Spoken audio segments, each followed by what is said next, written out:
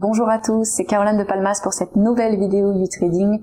Aujourd'hui, on va voir ensemble pourquoi vous devriez créer un plan de trading et comment créer un plan de trading efficace. Puisque la majorité des traders particuliers perdent de l'argent sur les marchés lorsqu'ils tradent parce qu'ils ne suivent aucun plan de trading, parce qu'ils suivent simplement leurs émotions et leurs instincts.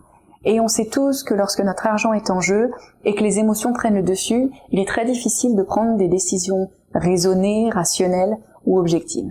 Vous avez certainement entendu parler du dicton qui dit « Si vous ne planifiez pas, vous planifiez votre échec ». Eh bien ça s'adapte parfaitement au trading, puisque pour être bien préparé, vous allez avoir besoin d'un plan de trading qui va guider votre trading et éviter que les émotions ne prennent le dessus dans votre processus de décision. Et ça va vraiment vous aider à être plus rentable sur le long terme.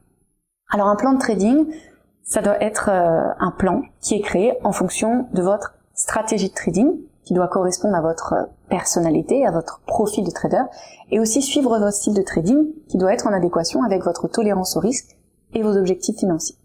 Donc la première étape dans la création d'un plan de trading, c'est vraiment de réfléchir à qui vous êtes en tant que trader. Quel est votre profil de trader et pourquoi est-ce que vous souhaitez investir sur les marchés. Ensuite, vous allez déterminer les marchés que vous souhaitez trader, les produits financiers ou les actifs que vous allez utiliser. Et il va falloir bien les comprendre, savoir comment ils fonctionnent et surtout qu'est-ce qui peut influencer leur prix. Ou alors, quand est-ce que vous devriez les trader ou éviter de les trader. Ensuite, vous allez déterminer la manière dont vous allez analyser les marchés. Généralement, le choix se fait entre l'analyse fondamentale et l'analyse technique.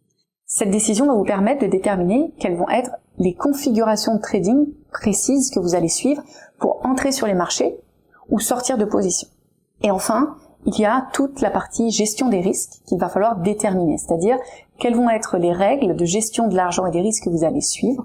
Il faut que ce soit des règles claires et précises, mais surtout chiffrées. Donc, un plan de trading, c'est vraiment personnel. Ça vous prend en compte, vous personnellement. Ce qui marche pour moi ne marchera certainement pas pour vous. Donc, vous devez vraiment réfléchir à qui vous êtes en tant que trader et ce que vous voulez atteindre comme objectif. Sachez également que vous pouvez un petit peu, au fil du temps, ajuster votre plan de trading. Ajuster votre plan de trading par rapport à ce que vous avez vu qui marche ou qui ne marche pas, mais aussi aux conditions de marché ou aux configurations de marché. Pour cela, il y a deux outils que vous pouvez utiliser. Le journal de trading et le compte de démonstration.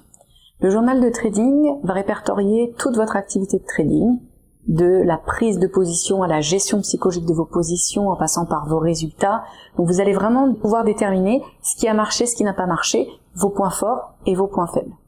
Et le compte de démonstration va tout simplement vous permettre de tester une stratégie de trading, un plan de trading, dans des conditions de trading fictives, avec des fonds virtuels, donc sans risque. Ces deux outils vont donc vraiment vous permettre de pouvoir créer le meilleur plan de trading possible pour vous et votre trading. Et ce que je vous propose maintenant, c'est de découvrir quelques astuces et conseils supplémentaires pour créer un plan de trading efficace. C'est parti!